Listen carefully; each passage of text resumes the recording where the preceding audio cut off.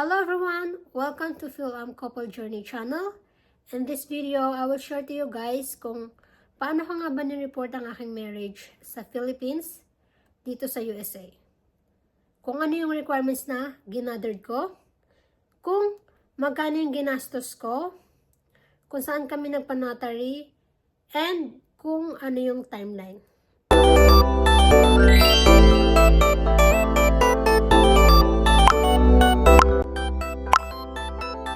Report ko ang aking marriage sa Philippine Consulate General San Francisco, California.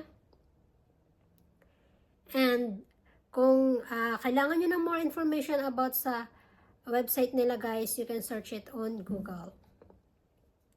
So, umpisahan na natin guys kung ano nga ba yung mga requirements na ginathered ko.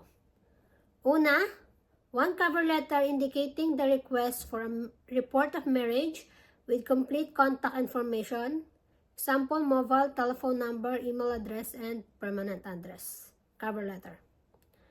Next, one report of marriage application form, originally signed and notarized, and 3 photocopies ng original. Next, U.S. marriage license certificate, 4 photocopies of proof of Filipino citizenship of bride or groom, kung sino yung magre-report ng marriage sa USA. So, ang sinend ko doon, dahil ako ang magre-report, ang aking US visa for photocopies. Birth certificate of contracting parties. So, 4 photocopies ng birth certificate ko and 4 photocopies ng birth certificate ng husband ko. Valid IDs of contracting parties. 4 photocopies ng passport ng aking husband at passport ko. Non-refundable processing fee, postal money order or cashier's check payable to Philippine Consulate General. Cash or personal checks will not be accepted. So, ang nilagay ko dito guys is yung postal money na binayaran ko din sa front desk ng USPS. Hindi sila tatanggap guys ng cash doon sa packet na i-mail nyo sa kanila. Return envelope. 1 prepaid self-addressed stamp, legal size, envelope, priority mail with tracking number. Preferably USPS, do not use FedEx. So, yung return envelope na yun guys is ganito siya. And yung address, self-addressed stamp is ganito. Ganito yung self-address stamp. Kung medyo nalilito kayo, pwede kayong mag-ask sa front desk para hindi na kayo mahirapan sa iba. Kasi nag-ask lang din ako ng postal money and doon ko na rin inas yung self-address stamp sa front desk ng USPS. So ngayon guys, punta naman tayo sa kung saan nga ba kami nagpa-notary. Nagpa-notary lang kami sa public notary. Next, kung magkano nga ba yung ginastos ko sa aking pag-report ng marriage. Ang priority mail, $11. Return envelope with self-addressed stamp, $10.13. Postal money order, $25. Notarize of report of marriage form, $20. With a total of $66.13. So, ayun guys, yung aking nagastos sa pag-report ng aking marriage. And yung timeline ko naman guys is January 23, 2025, sinend ko siya sa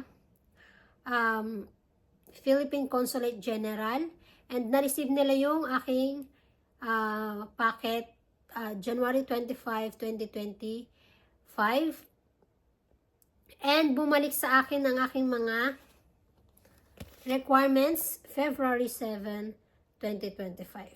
So, ngayon, bubuksan naman natin ito kung ano mga requirements na binalik nila sa akin. Report of marriage. Nandito yung reminder sa pinakauna. Congratulations on filing of marriage. Report of marriage, ROM. Please read these important reminders and further information. You are advised to safeguard this ROM in your personal records. If this ROM is lost, the consulate is only able to provide a certified true copy of the ROM. You are advised to secure a Philippine Statistic Authority PSA marriage certificate 6 to 8 months after receiving this ROM or report of marriage.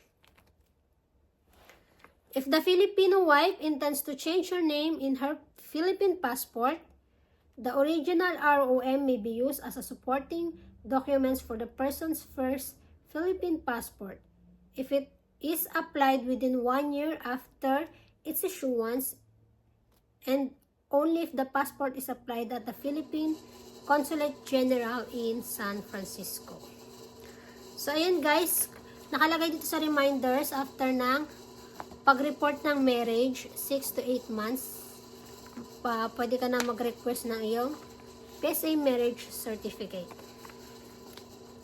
And yung PSA marriage certificate nyo guys, pwede nyo siyang gamitin as supporting documents para palitan yung passport ninyo, o yung, kung kayo yung bride na nag-report, papalitan nyo yung apelyido ninyo, is pwede nyo gamitin supporting documents yung inyong PSA marriage certificate. Marriage certificate. Original marriage certificate ko to guys Report of marriage application form with notarized. Ito yung mga photocopy na. Photocopy. Photocopy ng marriage certificate ko. Marriage license. So, may marriage certificate na ako and may marriage license. So, may marriage license akong sinend kasi dito sa marriage certificate ko na original is hindi naka-indicate kung sino yung nagkasal sa amin at yung witness. Kaya, tinawagan pa ako ng sa consulate para magpasa ng additional documents na naka-indicate kung sino yung nagkasal sa amin. And, kaya may copy na ng marriage license akong sinend sa kanila. Kaya sobrang importante sa cover letter nyo guys na naka-indicate dun yung mga important information ninyo kung paano nila kayo makakontakt. Para pag may question sila or may need sila na other documents is mapapasa ninyo. PSA birth certificate. May PSA birth certificate from Philippines. Ayan, photocopy din. Photocopy of birth certificate of my husband. Photocopy of my passport. Photocopy of my husband's passport. Photocopy of my visa passport. So, yun lang guys, yung mga binalik nila sa aking requirements. Take note, hindi pa kasama doon yung PSA marriage certificate nyo guys. Yung mga binalik lang nilang requirements is yung mga requirements na pinasa ninyo and yung original marriage certificate ninyo.